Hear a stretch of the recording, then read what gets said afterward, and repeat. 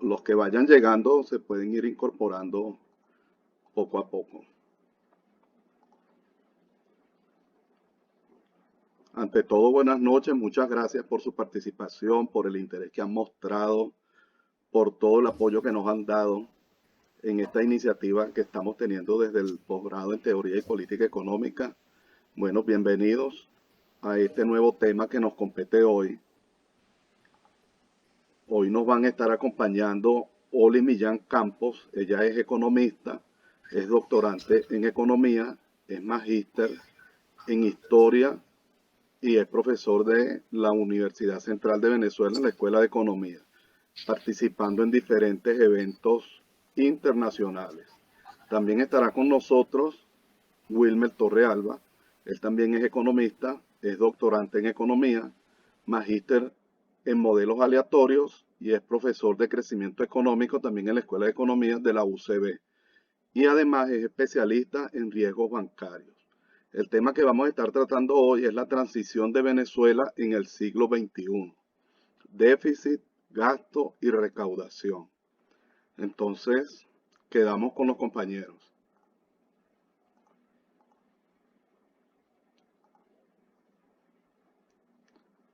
¿Quién comienza? Aló, hola, buenas noches. Gracias por estar acá. Yo, Oli Millán. ¿Se escucha bien? Sí, perfectamente. Qué bueno.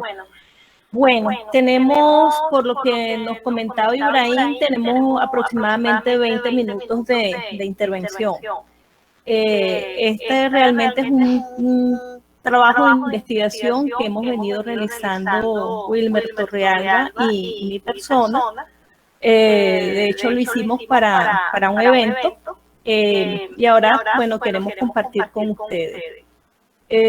Voy a aprovechar entonces el tiempo, sin más preámbulos. De verdad que muchas gracias por conectarse. Wilmer estará trabajando el tema de recaudación, déficit, a través de un modelo que ha venido construyendo. Esta investigación realiza un análisis de la crisis económica venezolana a partir de sus problemas estructurales, el impacto que ha tenido la crisis política institucional, así como los errores en el diseño y puesta en práctica de políticas económicas que han conducido no solamente a la profundización en el presente siglo del modelo extractivista primario exportador petrolero agotado, que ha caracterizado la estructura económica de Venezuela desde hace más de 100 años, sino también al incremento de un déficit fiscal que se ha hecho crónico, alimentado por el colapso de la industria petrolera y la poca capacidad de recuperación que tiene el país en el corto plazo, condicionado por la crisis política, generándose una espiral perversa de decrecimiento y de incremento del déficit fiscal. De igual modo, se plantea un conjunto de propuestas generales para superar la crisis, tomando como referencia los grandes desafíos que enfrenta la humanidad en el proceso civilizatorio en curso, que da cuenta de un cambio importante en la matriz energética centrada en los combustibles fósiles y que coloca al país en una encrucijada histórica. Por eso el nombre que le hemos dado a esta presentación. Estamos hablando también que se desarrollaron dos modelos econométricos, modelo autorregresivo de rezagos distribuidos para estimular la recaudación, para estimar la recaudación fiscal real, comportamiento del PIB para el presente año y el próximo, así como lo referido al déficit fiscal y al gasto de consumo final del gobierno, que estará a cargo de Wilmer Torrealba. Aquí tenemos entonces un poco el esquema de lo que buscamos conversar con ustedes. ¿Puedes pasarla, Ibrahim?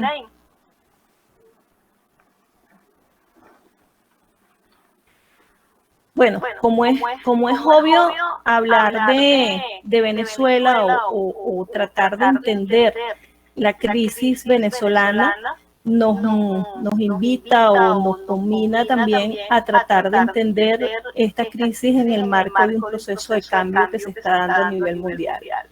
Y es uno de ellos tiene que ver con el cambio civilizatorio en curso. Nos hablamos entonces de las propias contradicciones que tiene el sistema capitalista mundial. Hablamos entonces de un tema que se viene trabajando desde hace mucho tiempo, que es la contradicción que hay entre crecimiento económico y bienestar social.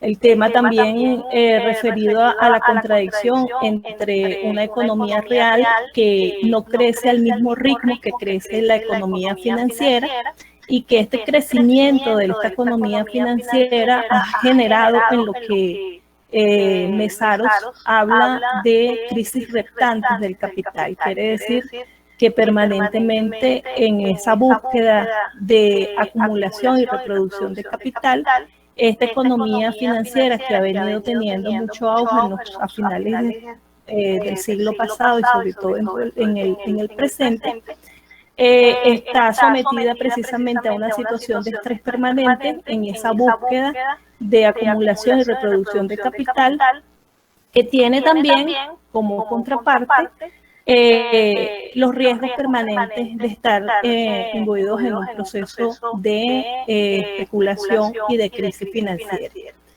Y hablamos entonces también del otro de los elementos que caracterizan ese proceso de cambio civilizatorio en curso, y que creo que es uno de los elementos centrales y que ha sido objeto de discusión en los últimos tiempos.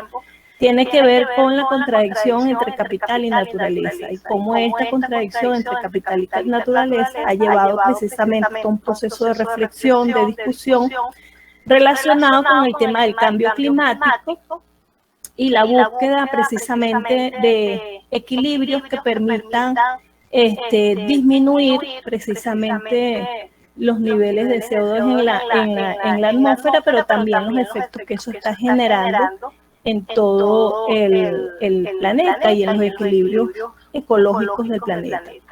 Después tenemos como un elemento importante que no podemos dejar de un lado para poder entender y comprender la economía venezolana, la crisis dentro de una perspectiva compleja, tiene que ver con la conformación de un orden internacional, y ese nuevo orden internacional caracterizado de alguna manera también por el declive de la hegemonía de Estados Unidos o del hegemón Estados Unidos.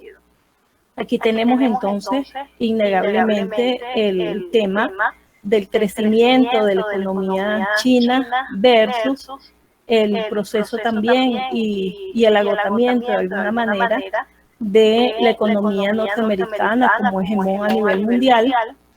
Tenemos también de alguna u otra manera el tema relacionado con la conformación de una nueva arquitectura financiera mundial y los efectos que ello tendría, sobre todo con el tema del dólar. Hemos venido también viendo cómo a lo largo de los últimos tiempos ha habido un proceso de devaluación del dólar, si lo comparamos con el nivel de crecimiento de valor que ha tenido la onza Troy, y cómo de alguna manera eso lamentablemente también genera como contraparte una profundización de los modelos extractivistas mineros, que de alguna u otra manera es un elemento que también impacta de manera negativa y que incide en esta contradicción capital-naturaleza.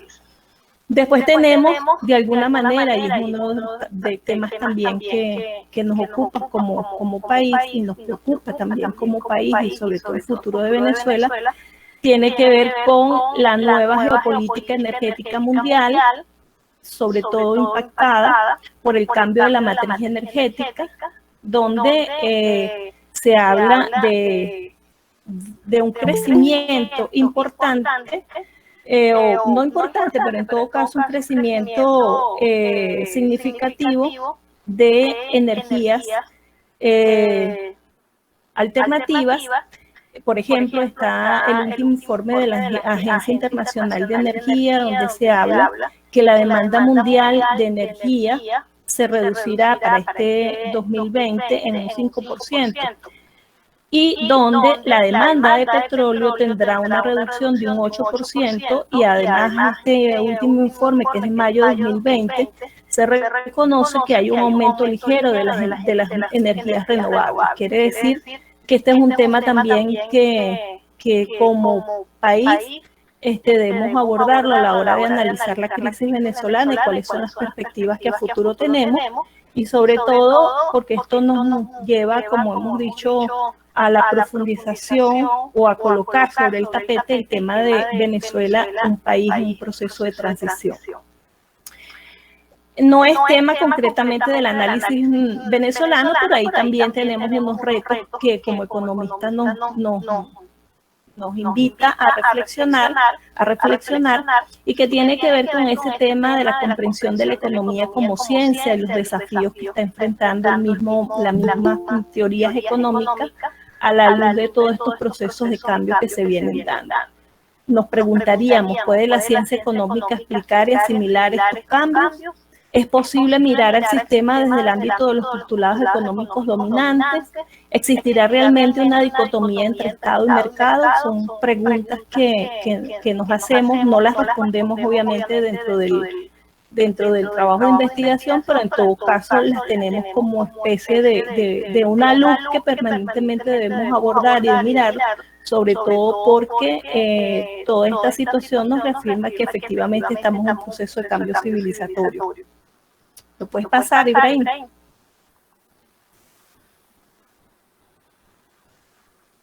Bueno, un poco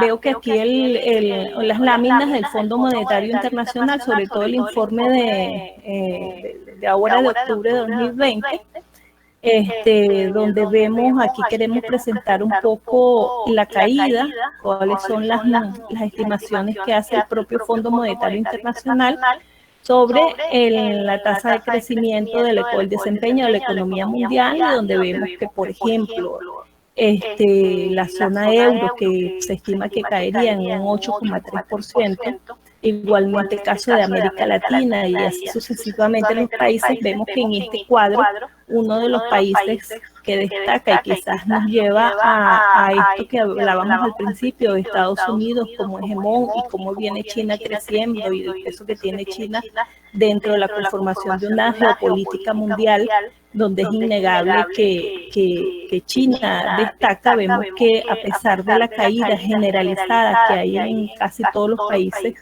del mundo, China es uno de los países que se estima que no tendría obviamente un indicador negativo. Mientras que, obviamente para el 2021 el Fondo Monetario Internacional tiene unas cifras que un tanto optimistas, y con respecto a esto hay sus contradicciones, porque de hecho el mismo informe de la Agencia Internacional de Energía, este último que estábamos comentando, habla que sería para el 2023, que en todo caso la economía mundial tendría un desempeño económico parecido a el desempeño económico que tenía antes de la crisis, o antes de la crisis de la pandemia en todo caso. Y como sabemos, el crecimiento de la economía mundial no es un crecimiento tampoco fuerte, es un crecimiento que de alguna u otra manera tiene que ser abordado desde el ámbito de lo que fue la crisis del 2008, que a mi modo de ver esa crisis todavía está presente, porque está presente innegablemente la contradicción entre la economía real y la economía financiera, y el peso que tiene la economía financiera dentro de ella. ¿Lo puedes pasar, Ibrahim? ¿Qué tenemos entonces? Que en medio de toda esta situación y en medio de todo este proceso de cambio civilizatorio y en medio de la crisis mundial, tenemos entonces nuestra propia crisis. Y ahí podemos decir, en primer lugar, que Venezuela llega al siglo XXI con la tarea pendiente, que nunca logró culminar, que fue esa tarea que fue parte del eslogan de todos los gobiernos durante el siglo XX como este presente siglo, que es precisamente el tema de sembrar el petróleo. Por otro lado, tenemos un elemento importante dentro de esto, es que Venezuela dejó de ser un país petrolero, y eso es una de las afirmaciones que uno viene escuchando en los últimos tiempos, y obviamente que es así. Pero además, esto no nos debe sorprender, porque el hecho de que Venezuela deje de ser un país petrolero, revisando un poco la historia, también debemos mirar que el tema del agotamiento del modelo, hablando del modelo petrolero, presentó sus primeras campanadas a finales del siglo XX, y aquí me quiero detener en dos aspectos que me parecen importantes. Uno es precisamente un trabajo de investigación que realizó, que fue compilado en un libro. Estoy hablando del evento que hubo en 1990, que fue la Academia Nacional, organizado por la Academia Nacional de Ciencias Económicas y la UCB, que dio como resultado un libro que yo invitaría a leerlo, que se llama Una estrategia para Venezuela. En este libro, precisamente, donde escriben y donde se sistematiza en cierta forma los que participaron a ese evento, que estamos hablando de individuos de números, la mayoría de la Academia de Ciencias Económicas. Se hablaba ya ahí, en ese instante, estamos hablando de 1990, se hablaba precisamente de que Venezuela tenía que comenzar a mirarse dentro de una estrategia distinta a la estrategia de lo que es el modelo petrolero, que ya venía agotándose y era parte del objeto de discusión precisamente en ese evento. Y donde precisamente uno de los que coordinó, elaboró la introducción de este libro que les estoy comentando, fue el profesor Elías El Yuri, y textualmente describía en esta introducción que hace a este libro, dice: estamos frente a un modelo de economía que se ha agotado y es el común denominador de todo el debate que en este evento se ha venido dando.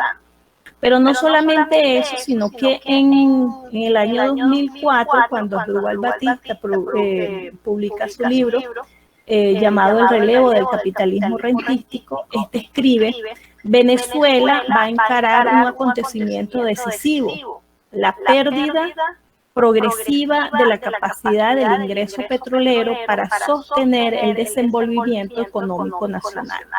Es decir, el asunto que tiene que ver con Venezuela dejó de ser un país petrolero, ya venía obviamente la crisis que se instala a finales del siglo pasado, generó un conjunto de discusiones en los centros académicos del país, y precisamente el tema central de debate era precisamente el agotamiento del modelo rentista petrolero.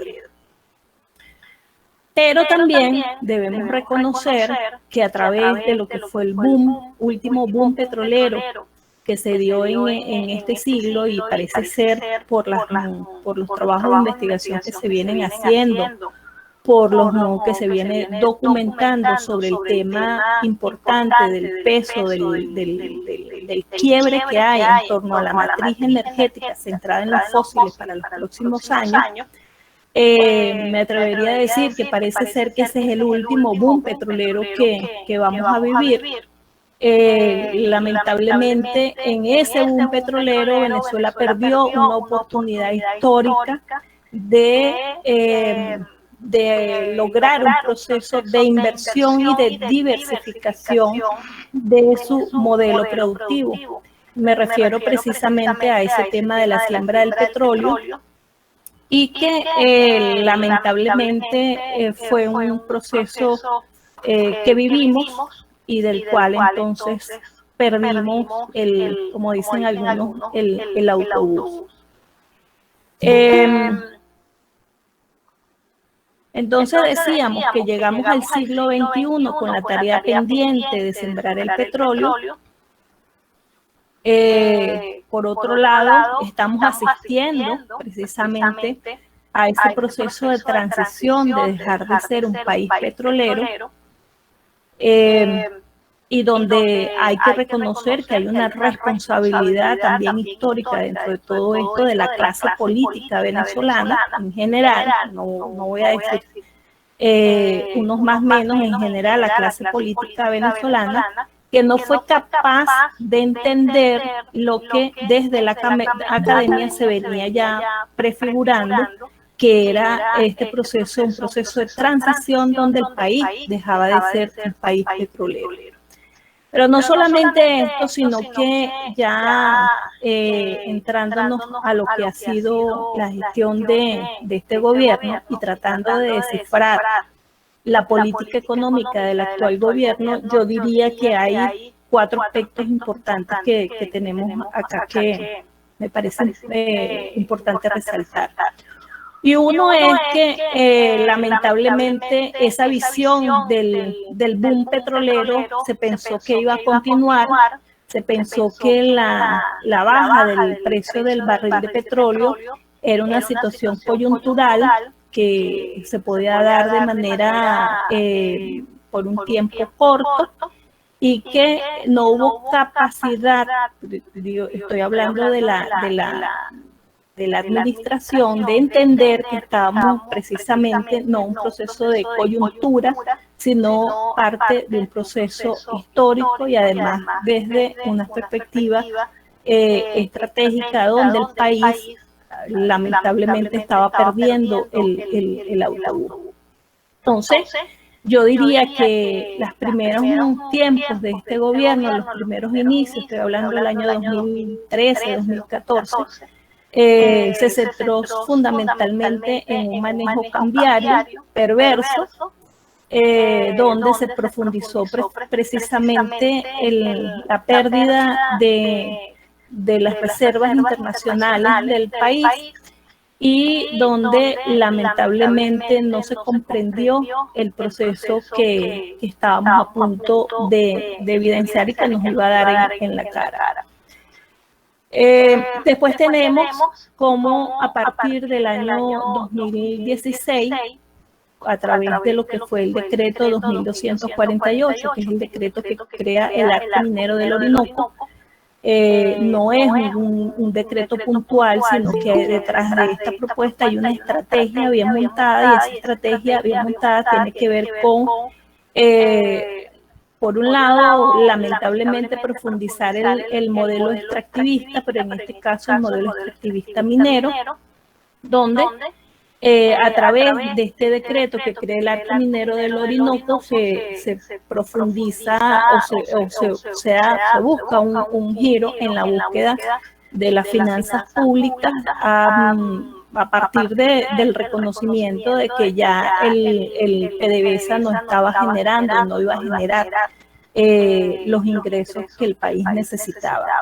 Pero no solamente esto, sino que a partir del decreto 2248 se abre una puerta de alguna manera terrible para convertir no solamente el 12% del territorio nacional en esta especie de búsqueda del oro como del lugar, sino que abre las puertas para que el país, como un territorio total, se convierta en un proceso de extracción de minerales, y lo vemos después en los discursos que se vienen dando, el discurso de ahorrar en oro y toda la política en torno al discurso que fue generando el propio Nicolás Maduro centrado en el tema del oro.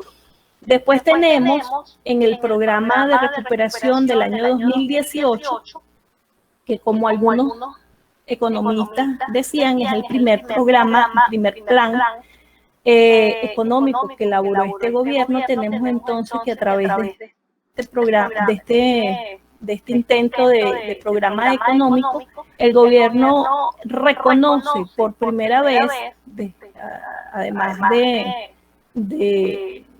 lo que ha sido el discurso de la guerra económica, a través de este programa de recuperación económica, crecimiento y prosperidad, como así se definió, el gobierno reconoce que efectivamente ha venido generando dinero inorgánico para financiar el déficit fiscal, que es uno de los elementos que aparte vamos a abordar y lo va a abordar en su exposición Wilmer Torrealba. Ha sido uno de los problemas muy serios que hemos tenido desde el ámbito de la caracterización de la crisis venezolana, porque hemos pasado por un proceso de déficit fiscal a déficit fiscales crónicos, que es la situación que tenemos hoy en día. Vamos a ver las perspectivas que no son nada halagadoras para el futuro. Pero no solamente eso, sino que vemos entonces en ese programa, en su esencia, un programa que tenía varios objetivos. A mi modo de ver, prácticamente a estas alturas, ninguno de esos objetivos se ha logrado.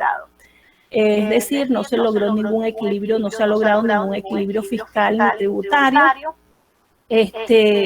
La política cambiaria que en ese momento se planteó como una forma, textualmente, como decía el gobierno, para derrotar el perverso cambio criminal impuesto por la guerra económica, vemos que el país ha venido en un proceso de facto de dolarización, no planificada, sino de hecho.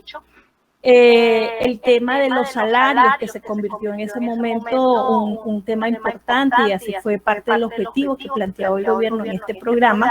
El objetivo era salarizar los ingresos reales de los trabajadores, como eso ha venido pulverizándose al nivel extremo de que hoy en día el salario mínimo está por debajo de $1. Dólar que inclusive del Banco Central que está por encima del dólar paralelo.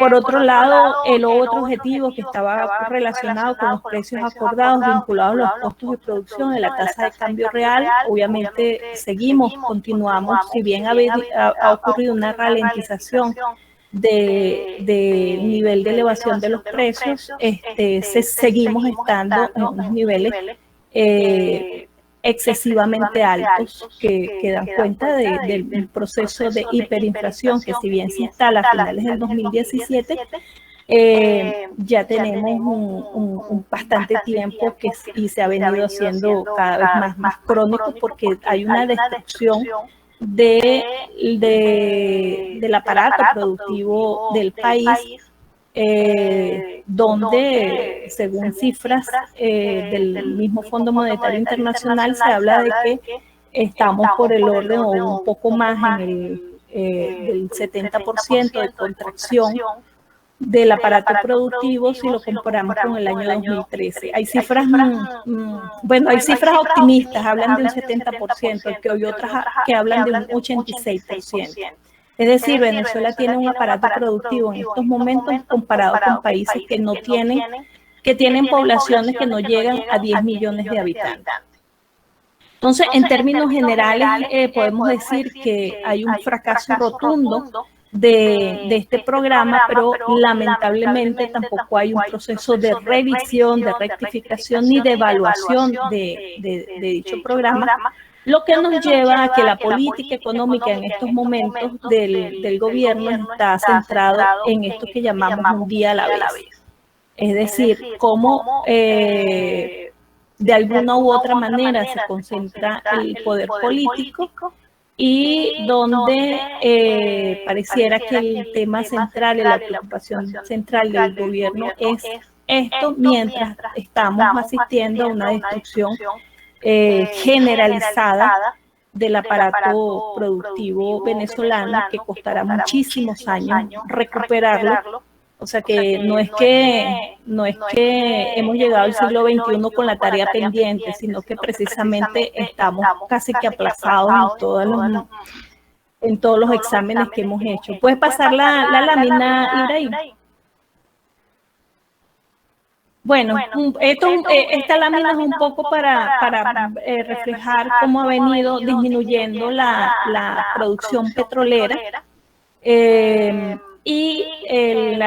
Ustedes ven una línea que está más o menos cercano a septiembre del 2017, y es un poco para indicar que recordar que a partir de agosto del 2017 es cuando se imponen las sanciones financieras por parte del Departamento de Estado de los Estados Unidos, Y como previo a eso estamos hablando de que obviamente las sanciones impactan y han venido impactando negativamente, pero es innegable que teníamos ya una crisis que estaba instalada y que hoy en día tenemos el caso de PDVSA, por ejemplo, no sé si se ve, se ve un poco borroso, pero es unas cifras de la OPEP, donde la producción de petróleo para el mes de septiembre está por debajo de los 400.000 barriles diarios, es decir, hemos asistido al colapso generalizado de la industria petrolera venezolana y estamos en los niveles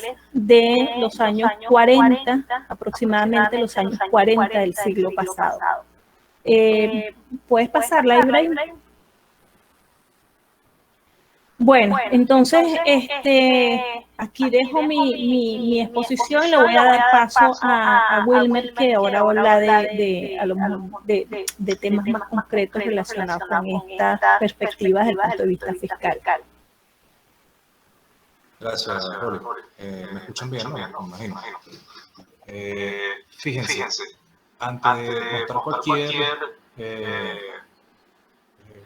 modelo concreto respecto a la colección de la recaudación tributaria, siempre es bueno hablar un poco respecto a cuáles son las variables que generalmente impactan más. En este caso, es bueno siempre revisar la literatura para poder construir un modelo económico adecuado.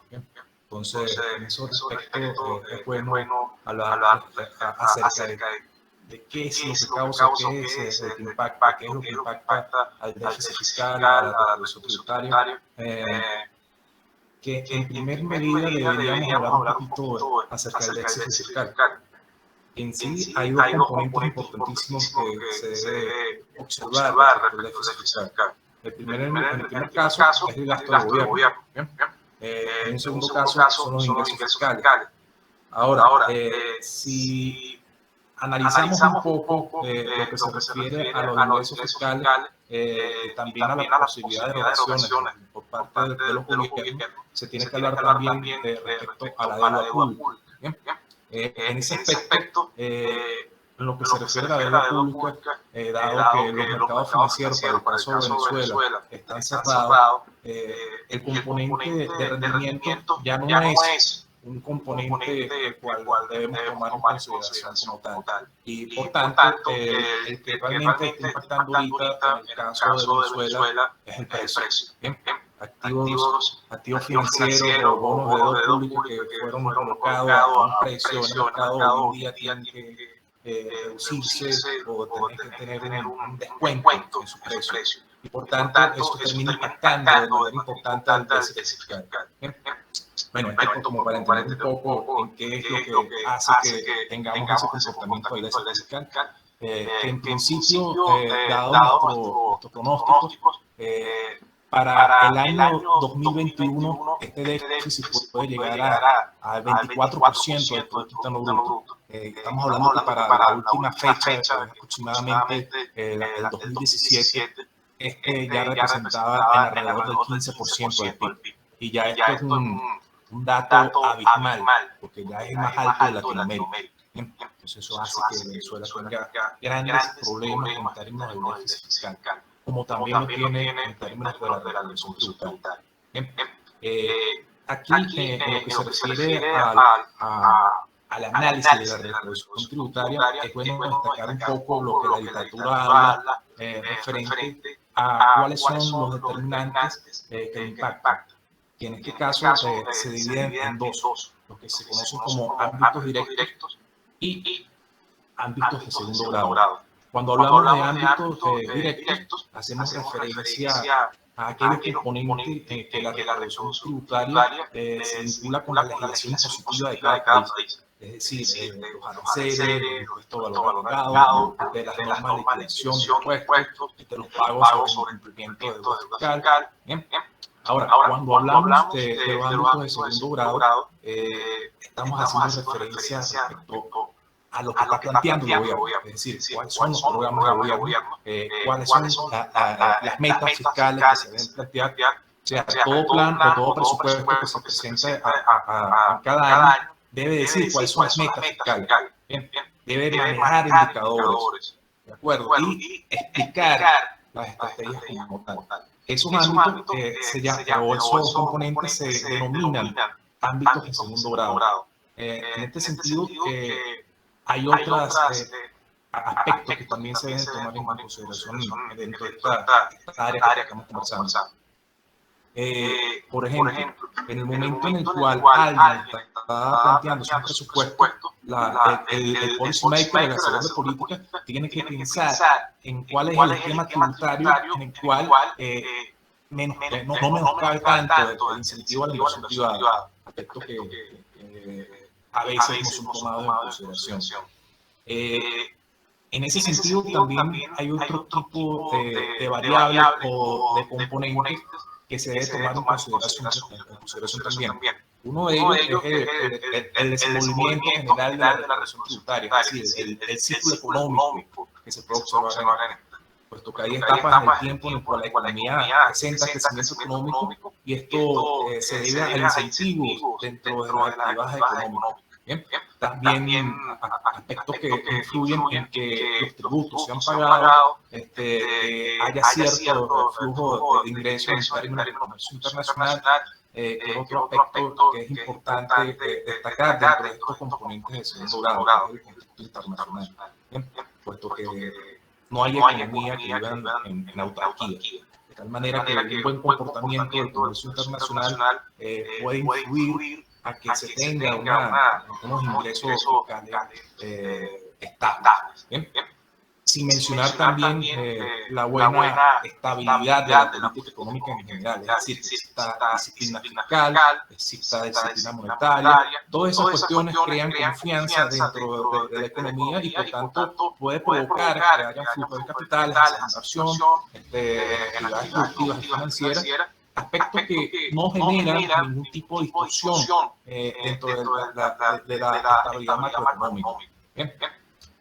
Ahora, en este sentido, una de las variables que generalmente se usan para lograr estimar la recaudación tributaria no es otra cosa que el Producto Interno Bruto, el buen comportamiento del Producto Interno Bruto. De hecho, aquellas economías que tienen un aparato productivo diversificado, que tienen incentivo al emprendimiento, que tienen tecnología, tienen menores problemas para la recaudación tributaria. ¿De acuerdo? De hecho, aquellos países que incluso tienen un sector industrial intermedio desarrollado pueden tener incluso menor problema en términos de la progresividad de los impuestos. Que en casos como como Venezuela, que es un país que no tiene un aparato productivo diversificado, depende mucho de las materias primas, termina por crear cierta regresividad en lo que se refiere a los impuestos. Incluso se ven distorsiones bastante importantes en lo que se refiere a los procesos hiperinflacionarios, como lo que estamos sufriendo. Ahora bien, fíjense que en el momento que estamos hablando específicamente de las variables que pueden generar o que pueden impactar más al comportamiento de la recaudación tributaria, Ibrahim, por favor, la siguiente diapositiva. Tenemos que tomar en consideración algo. En economía siempre sucede que los agentes económicos toman decisiones según observaciones pasadas, crean sus expectativas según el comportamiento que han visto dentro de la economía. Bien, es por eso que la metodología que elegimos utilizar para moderar la recaudación tributaria, el Producto Interno Bruto, fueron unos modelos de autoregresivo de rezago distribuido, donde las variables que en sí nos llevaron a lograr el mejor resultado fueron el Producto Interno Bruto, la tasa de interés activa, el tipo de cambio, la tasa de inflación, la liquidez monetaria. Esto para un periodo que va de 2007 al 2019, y siempre trabajando todas las variables en términos reales. Voy a tratar de no hacer mucho hincapié en las cuestiones econométricas, porque sé que no es tan importante esa parte para los análisis que tenemos que hacer para esta presentación. ¿Bien? Ahora, fíjense, señalando esto respecto a las variables, se tiene que discutir esto de la recaudación tributaria. En este caso, las variables que tomamos como variable endógena, esta fue la recaudación tributaria no petrolera, la cual está comprendida por el impuesto sobre la renta, el IVA, las importaciones, las rentas aduaneras, las rentas internas, las transacciones bancarias. Esas son las variables como tal que comprenden a la recaudación tributaria no petrolera. Bien. Aparte, hablando un poco de las variables exógenas, Ibrahim, si quiere pasar a la siguiente. Vemos un poco las variables que al final terminamos utilizando para el pronóstico de la recaudación tributaria. En este caso tenemos a la liquidez, viene siendo una variable en términos reales, que nos va a expresar una variable de riqueza dentro del modelo. También elegimos al tipo de cambio, que en este caso, al igual que la tasa de inflación y la tasa de interés, son variables de precio. Sin embargo, el tipo de cambio es una variable muy particular porque está usada para inversiones financieras o, dicho de otra manera, inversiones especulativas. De igual manera, sucede con la tasa de interés. Por este caso, la tasa de interés, una vez que la tomamos en consideración en términos reales, ya no es no se analiza como una variable de términos financieros, sino ya deja de tener esa importancia y se ve de otra manera. De todas formas, en este caso, la tasa de interés entra como una variable que identifica el costo del dinero, que puede resolver las relaciones subyacentes que existen entre la liquidez y la inflación, representándose así de manera adecuada cuál es el verdadero signo que debería tener estas variables dentro del modelo econométrico, puesto que en lo que se refiere a la tasa de inflación y al tipo de cambio, en general en los modelos de recaudación tributaria, estas pueden tener un signo dual. Es decir, pueden entrar con signo positivo o con signo negativo. Bien, ¿qué pasa? En el caso de la tasa de inflación, esta supone que cuando hay casos de inflación, los agentes económicos pueden decidir, mira, voy a invertir en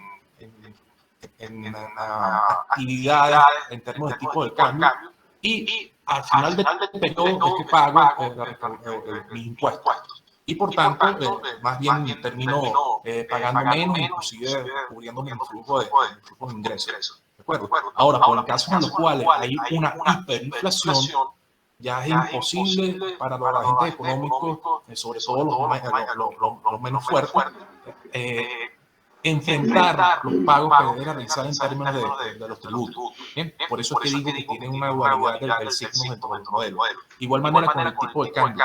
Hay casos en los cuales el agente económico va a decidir más bien cambiar su moneda nacional, que es una moneda que no tiene confianza, hacia otras monedas que tienen confianza. Bien, igualito que estábamos analizando con la tasa de inflación. Pero, por ejemplo, en casos en los que tengamos economías dolarizadas, esto no es tan sencillo y puede tener un signo positivo. ¿Bien? Y ese problema o esa relación subyacente que existe entre el dinero, el tipo del cambio y la tasa de inflación puede ser protegida con una variable como la tasa de interés. ¿Bien? Por eso es importante esta variable dentro del modelo. Ok, en ese sentido, habiendo destacado esta parte, Ibrahim, por favor, pasa a la diapositiva. Tenemos aquí algunos resultados poco más formales en términos estadísticos. Vemos un poco el índice de elasticidad, la correlación del test de casualidad de Granger, en donde en principio para cada una de las variables tenemos una elasticidad que supera la unidad. Por tanto, vemos que la recaudación es bastante sensible al comportamiento del Producto Interno Bruto, el tipo de cambio real, la inflación, la liquidez real y la tasa de interés real. Aun cuando la correlación no es alta como tal. Sin embargo, el test de causalidad de Granger nos ayuda a ver que si hay una causalidad o las variables que estamos eligiendo como exógenas están causando movimientos relevantes en la recaudación real. Bien, exceptuando el caso de la inflación. Chévere.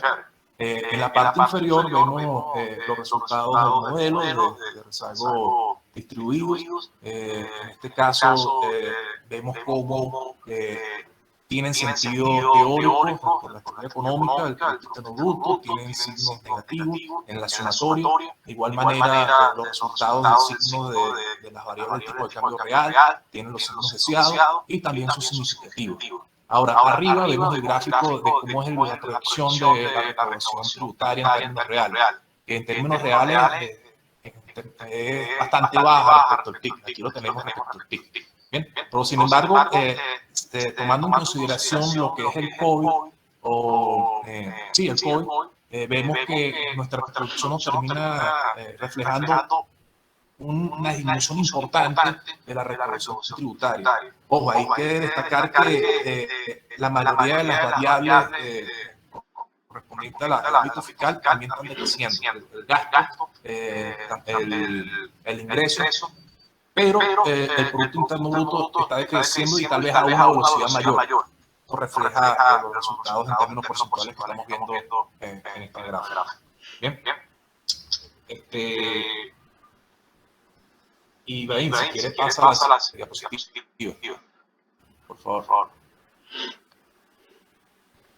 Ok, aquí tenemos un análisis que tomamos del economista Hugo Farías y otro economista de la Universidad de Miami, en donde hicieron un modelo o hicieron un conjunto de modelos en el cual analizaban a una rama muy importante de la economía, que en este caso es la geometría.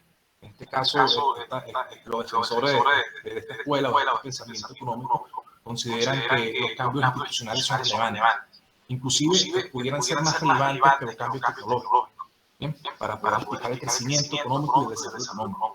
Es decir, quiero enseñar que las instituciones proporcionan una infraestructura que sirve para que nosotros, dentro de una sociedad, demos un orden, reduzcamos las posibles incertidumbres políticas que podemos ocurrir. En este sentido, las instituciones rigen o dan reglas formales para que haya un orden político y económico. Constituciones, leyes, derechos de propiedad, pudiéramos hablar también de otro tipo de restricciones informales, de sanciones, hasta códigos de conducta, que exista una seguridad dentro de la sociedad y dentro del mercado, dentro de las actividades económicas. Por tanto, se pueda tener unas relaciones estables, es decir, las comunicaciones hoy en día son redes sociales que tienen una escala más o menos importante, no sean bajas y por tanto no haya limitaciones para diferentes actividades que realmente necesita para el emprendimiento, que haya un ejercicio normal de los derechos y deberes de cada ciudadano, que pueda existir sin ningún tipo de problema burocrático o inclusive no formal para la producción, la distribución y de tal manera que pueda surgir de manera normal el crecimiento económico y que la misma ley funcione de manera adecuada. Bien, ahora, pero cuando no ocurre esto, sencillamente para esta postura o esta escuela de pensamiento económico,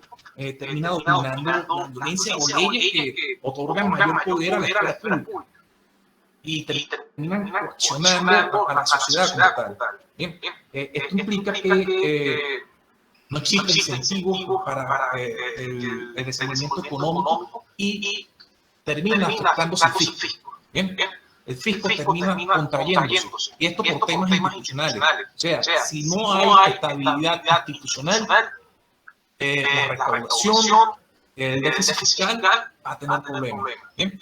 Y no tan solo eso, sino que termina habiendo un peso político más fuerte para la esfera pública sobre la sociedad en general. Es decir, en vez de ser la esfera pública que depende de la sociedad es la que termina dependiendo de las esferas públicas, y siendo más bien la esfera pública la que es relevante. Esto implica que no exista una democratización dentro de la esfera económica, y por supuesto tampoco en otras esferas de la sociedad. ¿De acuerdo?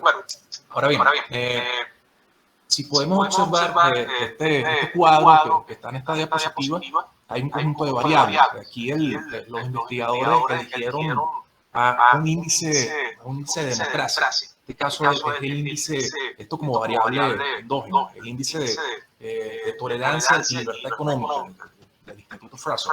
¿Bien?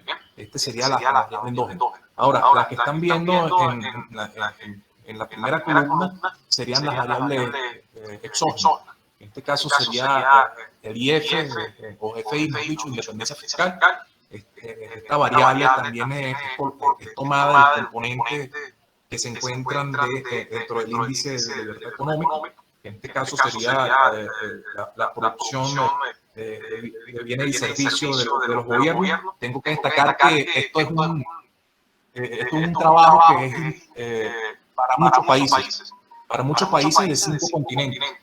Bueno, el caso de LF no es otra cosa que fragmentación étnica.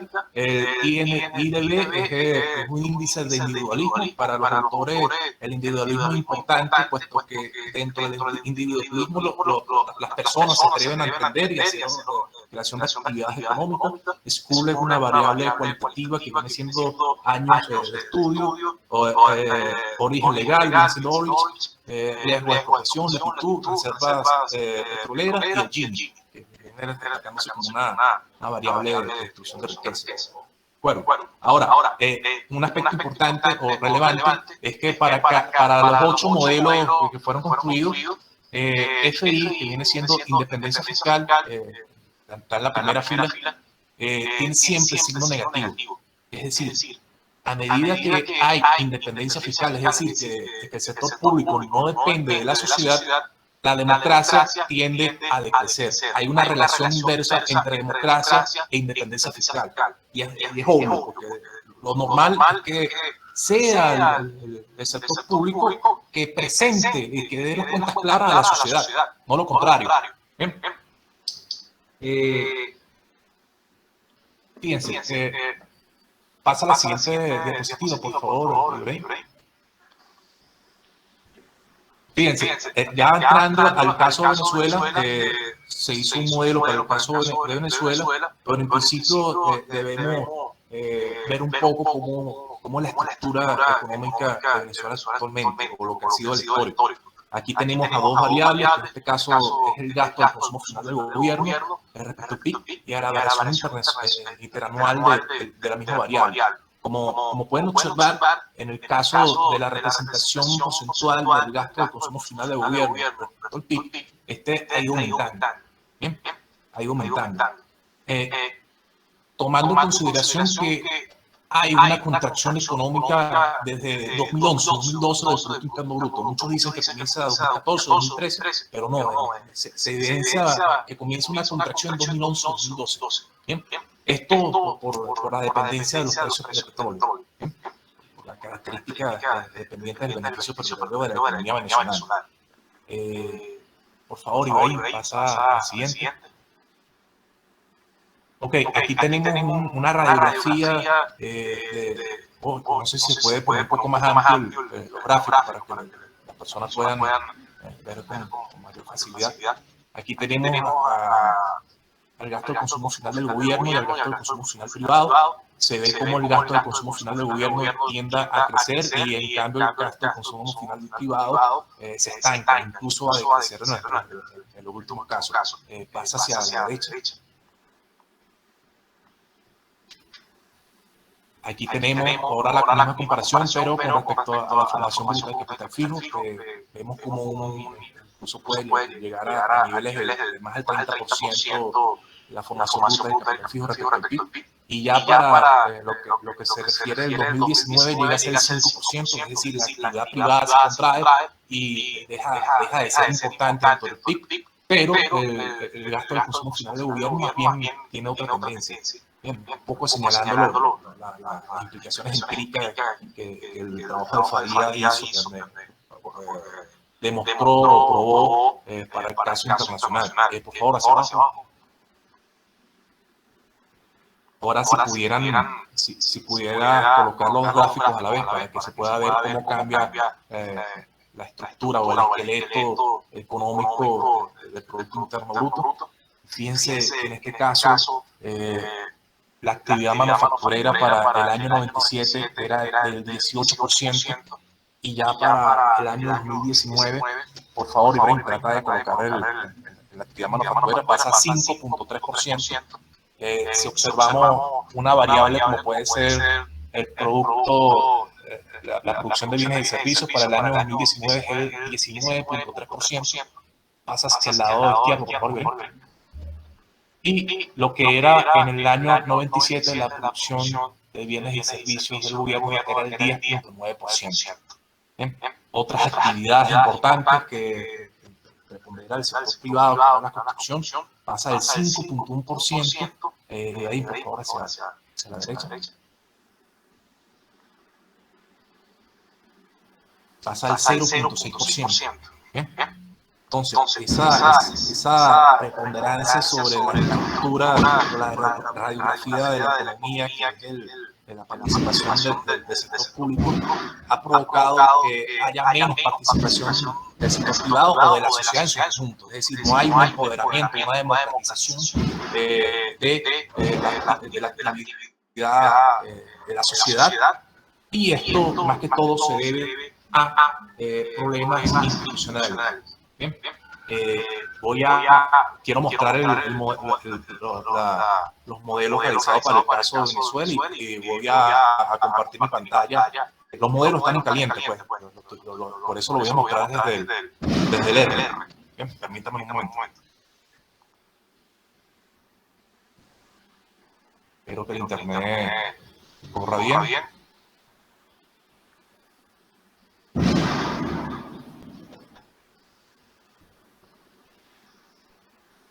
Dame unos instantes.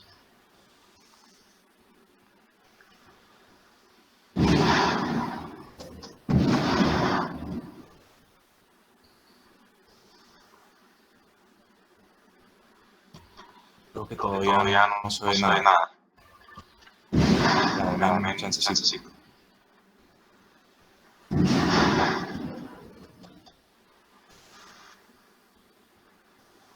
Ok, ya estoy compartiendo, no sé si ya lo ven.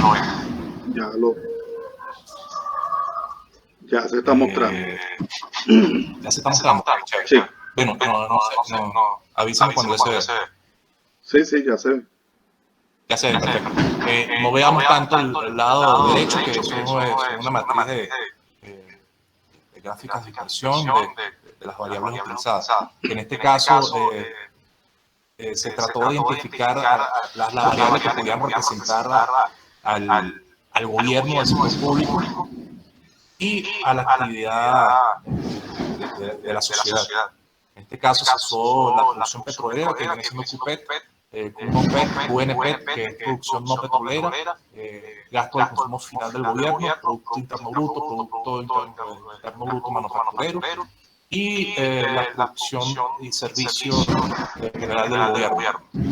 En este caso se hicieron 4 modelos. 2 modelos fueron modelos de regresión clásicos, pero en el caso del segundo era un modelo logarítmico que muestra elasticidad.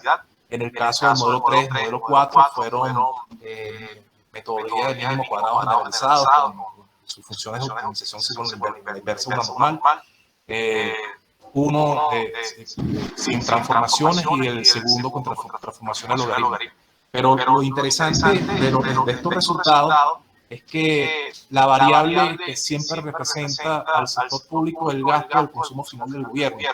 Y en este caso, al igual que el trabajo de Farías, puse el índice de tolerancia a libertad económica como variable dependiente. Bien, ciertamente hay muchos índices que se utilizan en la fuente de información estadística. puede ser, por ejemplo, el índice de desarrollo democrático del Instituto con el mismo nombre, hay otros índices que son del Instituto Iberglobal. Bien, pero para hacer este modelo, que es el índice de libertad y tolerancia económica del Instituto Fraser de Canadá. ¿De acuerdo? Y para cada uno de los casos, los 4 modelos, la variable de gasto al consumo final del gobierno siempre fue negativa. Bien, es decir, hay una relación no sana entre las veces en las cuales el sector público o el gobierno o las instituciones no van en un buen sentido, que no está señalado, que al final del día terminan por provocar menor democracia, impactan la democracia, no dejan que la sociedad participe en las actividades económicas. Bien, ok. Chévere. Con esto termino mi exposición en lo que se refiere a los modelos. Por favor, Ibrahim, te voy a dejar de compartir para regresar a la presentación, para decir algunas ideas finales de mi parte.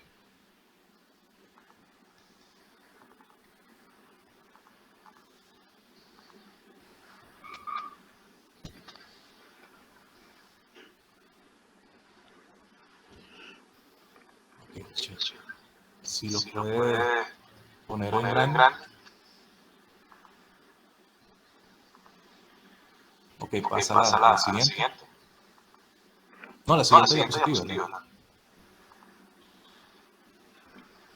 Fíjense, en sí ya es más que obvio que el país necesita una propuesta institucional. O sea, hay una crisis política, una crisis institucional que está afectando a la actividad económica. Y inclusive me atreveré a decir que hay un bucle entre eso. Si la actividad económica no está funcionando de manera adecuada, las instituciones no van a funcionar de manera adecuada. Y también ocurre que si la parte institucional no está bien, si no hay las reglas de juego claras, si no existe un replanteamiento de cómo están funcionando las instituciones, es decir, si siguen funcionando 2 asambleas nacionales, si siguen funcionando 2 presidentes, si sigue funcionando toda esta conflictividad internacional, jamás se podrá reconstruir la economía y por ende también el déficit fiscal va a seguir siendo un problema, la recaudación fiscal también va a seguir siendo un problema y no vamos a lograr avanzar. Lo mismo tenemos que analizar respecto al sector petrolero. ¿Bien? El sector petrolero ya está en declinación y tal vez las inversiones que se tengan que realizar para que sea el sector más importante del país, como lo era antes, cosas que tal vez ni siquiera decíamos, necesita demasiada inversión. Algunos estudios que dicen que pueden necesitar más de 100 millones más de 100 mil millones de dólares de inversión para recuperar al sector petrolero. De tal manera que ya es hora de ver de manera diferente al sector petrolero. Ver a Venezuela, un país que tiene petróleo y no un país petrolero. ¿De acuerdo? Voy a dejar estas últimas palabras y le doy el pase a Oli. Sí, bueno, rapidito porque creo que ya llevamos una hora. Bueno, efectivamente está la parte que a mí me gusta porque es la parte donde yo como economista me siento reafirmando el hecho de que la economía es ante todo política. Es inevitable comprender al país o entender el país y trazar un plan desde el punto de vista económico sin que el país resuelva la profunda crisis política e institucional que tiene. Lo demás es seguir en la política que viene desarrollando este gobierno, que es un día a la vez. Y es terrible porque cada vez entonces el proceso de recuperación será más lento, más traumático y con los efectos desde el punto de vista sociales más devastadores que hasta ahora hemos visto.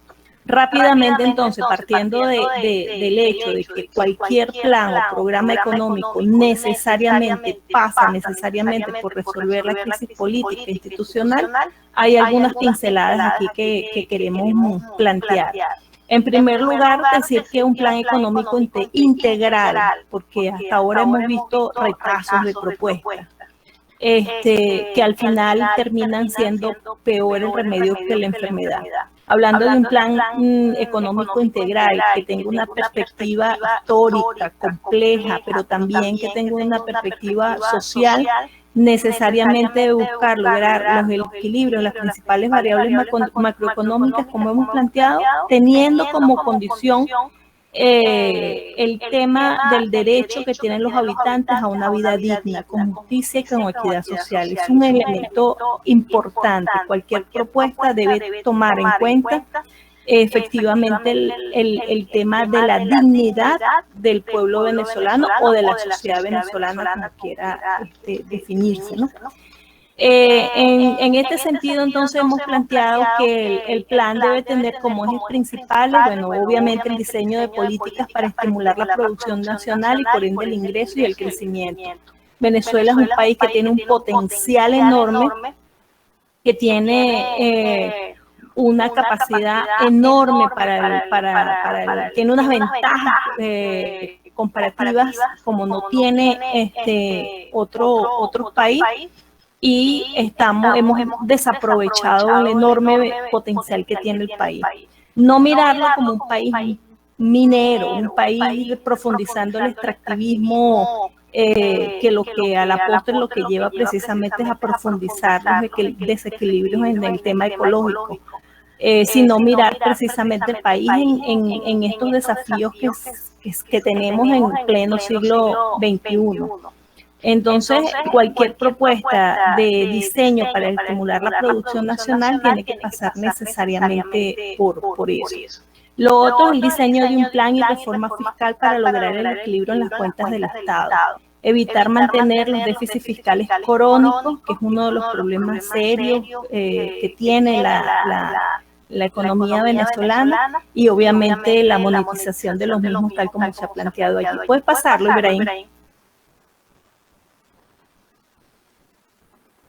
El otro es, y bueno, necesariamente habría que crear una reforma monetaria donde se sustituya al bolívar soberano por otra moneda de curso legal, que tenga como respaldo la recuperación de las reservas internacionales. Esto no es cualquier cosa, esto, como hemos dicho, no se trata de que de la noche a la mañana, como se le ha ocurrido a este gobierno, ahora yo cambio las cosas por el petro y instalo el petro y el petro es el que funciona, no.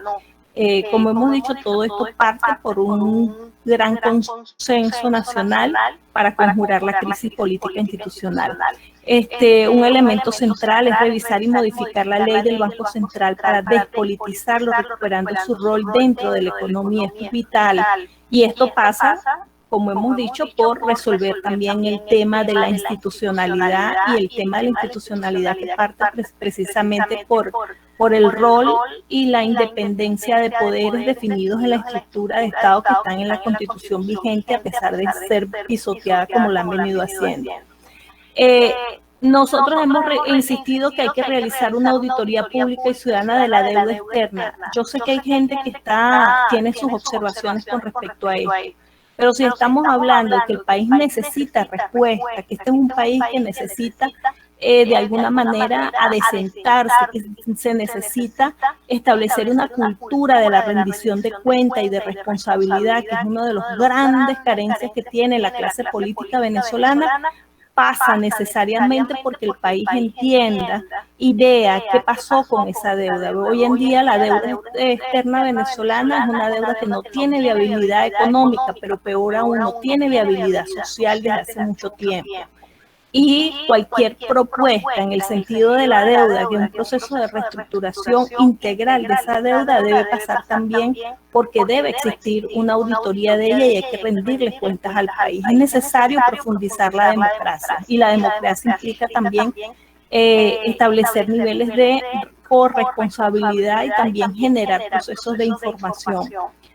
Hablamos también de realizar una auditoría de los activos que tiene la República en el exterior y hacer gestiones para hacer su recuperación. Mire, estamos hablando de que comentaba aquí, le preguntaba yo hace unas semanas atrás a una persona que tiene un nivel importante dentro de la administración de Nicolás Maduro, de cuántos activos tenía la República en el exterior, y confesó que que somos, así lo dijo, somos tan irresponsables que no sabemos cuántos son los activos que tiene la República en el exterior. Entonces, es necesario, precisamente en esta óptica de la transparencia, de la rendición de cuentas y además de la necesidad de recuperar los activos que tiene la República, realizar una auditoría de esos activos. Pero también diseñar una estrategia para recuperar los activos congelados en el exterior que son producto del desfalco a la nación. Sabemos que hay juicios que están en Andorra, en el mismo España, en el mismo Estados Unidos y que tienen que ver con hechos de corrupción. Por lo tanto, el país, Venezuela, en el año 2003 firmó precisamente en Naciones Unidas lo que es el Tratado contra la Corrupción, donde hay un compromiso de todos los países para luchar contra la corrupción y si hablamos de que hay unos recursos que están congelados, que tienen que ver con juicios abiertos sobre gente que está convicta y confesa de que efectivamente tiene esos recursos, son producto de hechos de corrupción, con más razón entonces habría que construir una estrategia para recuperar esos recursos que están en el exterior y que además el país los necesita. El otro es fortalecer el desarrollo de la Contraloría Social en todos los niveles del Estado, nacional, regional y municipal. Ya basta de crear leyes de excepción donde de manera unilateral el Ejecutivo presenta su presupuesto, pero un presupuesto que lo presenta a las instituciones que el mismo gobierno crea en el marco de esta crisis política institucional, pero además no hay una claridad y no hay rendición de cuentas al país. ¿Por qué se utilizan los recursos? ¿Para qué se utilizan? ¿Y qué es lo que se va a lograr con esos recursos? No hay información de hecho. Y en el tema de la auditoría es importante porque sabemos también de convenios que firmó PDVSA hace muchos años atrás y que muchos de esos convenios tienen que ver también con la deuda que tiene PDVSA y que es necesario recuperar. Miren, yo recuerdo el año pasado que estuve en un evento relacionado precisamente con Latinoamérica y estuvo un representante de Nicaragua donde esta persona confesaba que la crisis en Nicaragua comenzó desde el mismo instante en que PDVSA Venezuela dejó de apoyar financieramente al gobierno de Nicaragua. Y quiere decir entonces que son recursos que son del Estado, son recursos que son de la nación, los necesitamos y necesitamos hacer una auditoría en torno a esto. Como también un proceso de reestructuración general en todas las instituciones del Estado. No lo vamos a, aquí lo hemos colocado, son los tips en el documento que tiene más de 32 páginas, hay un detalle de propuestas que ahí se vienen haciendo, pero una de las cosas, por ejemplo, que se debe hacer, y en función precisamente del enorme gasto que viene creciendo del gasto final del gobierno, está el tema de la anomia generalizada de un Estado que ha venido creciendo de manera amorfa, de manera descontrolada, donde hay solapamiento de funciones, donde no hay niveles de control, ha perdido su capacidad de control, pero también de gestión, y tenemos, por ejemplo, que hay que plantear un proceso de reestructuración y reorganización de las instituciones del Estado, donde, por ejemplo, entra también el tema de la reestructuración y reorganización de las instituciones financieras del Estado. Podemos mirar que tenemos cualquier cantidad de instituciones financieras y sabemos entonces que hay solapamiento de funciones allí, hay manejo de recursos que no son transparentes y no tiene sentido que tenga la Fuerza Armada, por ejemplo, un banco de la Fuerza Armada. Eso no tiene sentido. Entonces, estamos planteando que se debe haber un proceso de reestructuración, de reorganización del Estado, pero también de las instituciones en general y de las empresas del Estado para ir a un proceso de reestructuración y de auditoría de estas empresas. Inclusive la misma PDVSA debe estar sometido a un proceso de auditoría integral. Bueno, con esto terminamos y gracias de verdad por escucharnos. Ok. Bueno, Hermes nos tiene una pregunta. Hola, Buenas tardes, espero que estén bien. Dentro de todo, felicidades a Oli por la presentación, a Wilmer. Tenía dos preguntitas, una pregunta a Wilmer primero, el último que terminó con los datos. Básicamente, Wilmer, ¿de dónde obtuviste la data fiscal? Porque, oye, los datos de la gestión fiscal no se publican en 2008-2009, ¿no? Yo los busco en el Fondo Monetario, en el GUI aparece ya el déficit ahorita de octubre 31%, pero quería saber si tienes alguna forma de conseguir la data pública de Venezuela. Esa es una preguntita la primera preguntita para Wilmer. Déjame que te tengo otra, ¿no? Tú sabes que el GUI de 2000, que acaba de salir, sale ya que la contracción acumulada del PIB a 2020 está por el orden del 85%. Si extrapolamos eso al sector privado, ya en 2019 era 72%. Si extrapolamos al sector privado, entonces estamos hablando, o este año, ahorita, que la contracción del sector privado debe estar en el orden por el 93%. Entonces, y la pregunta te la hago sinceramente, oye, claro, esta cifra salió hace 2 días. ¿De qué recaudación podemos hablar en ese contexto? Pues ya para el año que viene no hay empresas privadas, ¿no? O sea, y es una duda válida, ¿no? Por la destrucción del aparato productivo en Venezuela ha sido brutal, ¿no? Esas son las preguntitas para ti, y después me permites una pregunta, o si quieres aprovecho y le hago una preguntita de una vez a Oli, que es sobre la ley del Banco Central.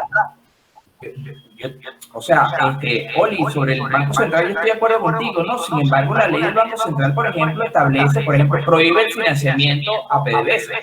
La deuda a la semana pasada de PDVSA por el Banco Central era 8,9 trillones de bolívares, y eso está prohibido en la ley del Banco Central. O sea que puede cambiar la ley, pero al final es como letra muerta. Ok, la primera pregunta respecto de la cifra obtenida, obviamente tuve información del CENIAT. Ahora, hubo un momento que ya no se presenta información, como tú estás destacando, que ya tuve que, bueno, yo no solo, pues, en el banco también se trabajó para buscar información, pero ya por otros medios. ¿Qué medios? Información que decían los integrantes del gobierno. Entonces fue colocada la información. Después se llegó a un punto que ya fue 2018, que lo que se hizo fue hacer un modelo de estimar. O sea, hay data ahí que es estimada. Y respecto al tema del Producto Interno Bruto y su decrecimiento, sí, por supuesto. Por lo menos el pronóstico me da que hay un decrecimiento para 2020 de alrededor del 27-26%. Imagínate, si tú mismo estás diciendo que hay un decrecimiento acumulado de 85%, según los reportes, no recuerdo la institución, es un reflejo de difícilmente podamos pensar que el país va a salir de esta tragedia histórica, porque así lo hemos calificado, una tragedia histórica. De hecho, cuando hablamos de que el Banco Central recupere su rol dentro de la economía, recuerda que en el año precisamente después que se votó para la elección de la Asamblea Nacional, yo no sé si es actual porque ya tenemos como 3 asambleas o 2 asambleas, en el año 2015, hubo una modificación de la ley del Banco Central y prácticamente convirtieron al Banco Central en un ministerio más. Entonces, nada de lo que esté dentro de las instituciones, dentro de lo que esté en la ley, dentro de lo que esté en la propia Constitución, va a seguir siendo letra muerta si no resolvemos la crisis política institucional y si no recuperamos la institucionalidad del país.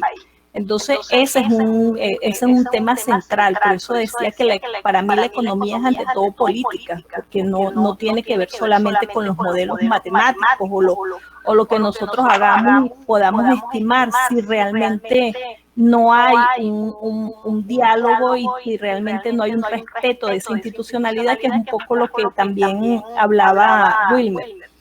Y yo creo que sí, la sociedad puede, eso es parte de lo que expresa la democracia. La democracia tiene que ver, y cuando hablamos de la democracia participativa y protagónica, que por cierto es uno de los temas que está dentro, es lo que transversaliza a toda la Constitución del 99, tiene que ver precisamente porque hay una concepción donde el Estado de alguna manera tiene que rendirle cuentas a la sociedad y donde debe haber un control de ese Estado por parte de la sociedad. Como lo comentaba un constituyentista español, las constituciones se hacen para la oposición, no para los gobiernos. Y esta constitución que lamentablemente se ha convertido en una letra muerta, es una constitución que plantea precisamente la profundización de la democracia y la participación de la gente en el control de. Pero sabemos que tenemos una situación que no es normal.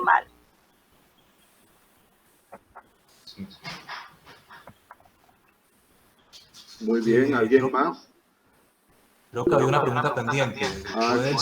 Viene alguien más. Gerardo pregunta, ¿cuál es su postura respecto a la privatización de todo el sector petrolero, luego del cambio político? Y así no puedo leer más.